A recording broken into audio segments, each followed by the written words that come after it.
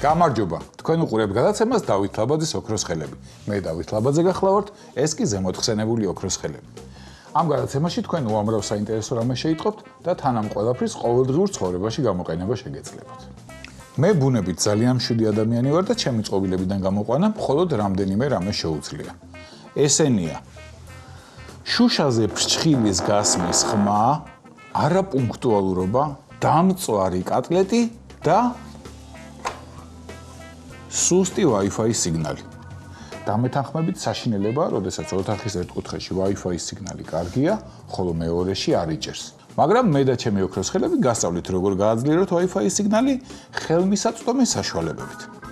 ამისთვის ჩვენ დაგვჭირდება ცარიელი ალუმინის ქილა, ოფისის დანა, მაკრატელი და მარკერი. აიღეთ ქილა და გახვრიტეთ ის პირის საწინააღმდეგო მხარეს. დაახლოებით აი აქ.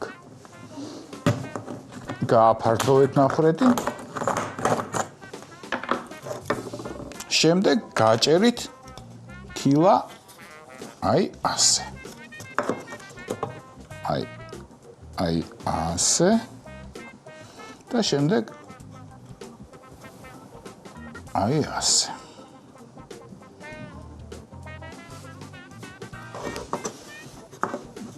იგივე მეორე მხარეს.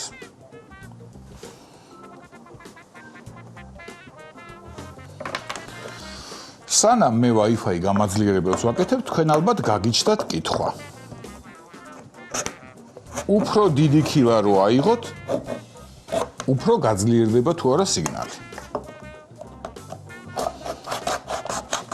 მინდა გითხრათ, რომ დიახ.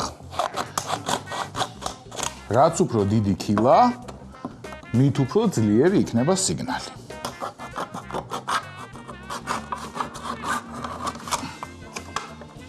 მაგრამ ისეც მოიზამთ, რომ თქვენ Wi-Fi რუტერზე 20 ლიტრიანი ბიდონი ჩამოაცვათ და თვითმფრინავს ან კოსმოსურ ხომალდს მოადენიოთ ეზოში ზღართან.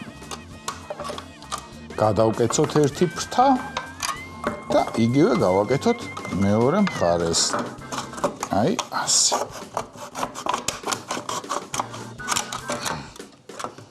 აი ასე. ეს ფრთაც გადავკეცოთ და ამის შემდეგ შეგიძლიათ Wi-Fi გამაძლიერებელი თქვენი რუტერის ანტენაზე მოათავსოთ. აი ასე. სწორი მიმართულება მისცეთ და შეგიძლიათ თქვათ, რომ თქვენი Wi-Fi რუტერი აყვავდა. მე დაგიბრუნდი და ვაგზელებ გადაცემას. თუმცა როგორ დაგიბრუნდი, როცა არც არ გავსულვარ. მაგრამ როგორც არის, თავარია რომ ვაგზელებ გადაცემას და მომდევნო რჩევაც მზად მაქვს.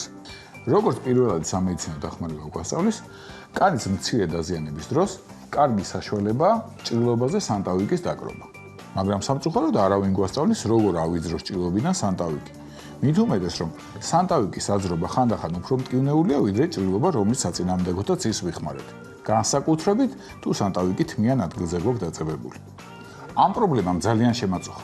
ამიტომ მსოფლიოს წამყვანი ბიბლიოთეკებიდან შესაბამისი ლიტერატურა გამოვიწერე და სამკვირიანი მუშაობის შედეგად გამოსავალიც ვიპოვე. იმისთვის, რომ კარგად დავწმუნდეთ ჩემი მეთოდის ეფექტურობაში, მე თვითონ საკმაოდ თმიან ნაწილზე დავიკარე სანტავიკი. მის ასაძრობად ჩვენ დაგვჭირდება არაყი და ბამბის ნაჭერი. დაასრულეთ ბამბის ნაჭერი არყით. აი ასე. და შემდეგ სანტავიკს წავუსვით. ისე რომ სანტავიკი დასრულდეს და ამის შედეგად მისი მწებავი თვისებები შესუსტდეს. ნახეთ რა ადვილად და უმტკივნეულოდ შეიძლება ამის შემდეგ სანტავიკის მოშორება. სხვათა შორის ამ მეთოდით ალკოჰოლის მოყვარულმა ადამიანებმა სასმელით შეიძლება იშოვონ.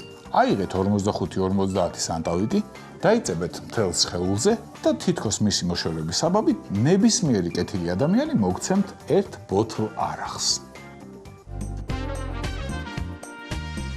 გადაცემის ბოლოს კვლავ გასწავლით ერთ ღვინს, რომელიც შეგიძლიათ მეგობართან დასანიძლებობათაც გამოიყენოთ და ცოტაოდენი ფულიც მოიგოთ.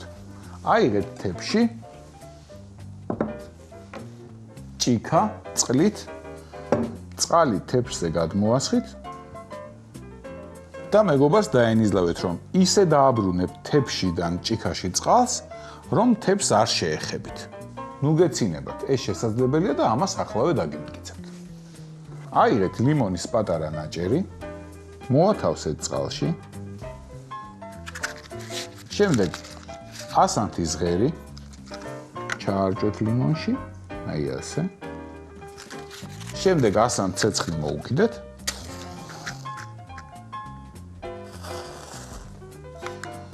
და ჭიქა დაახურეთ.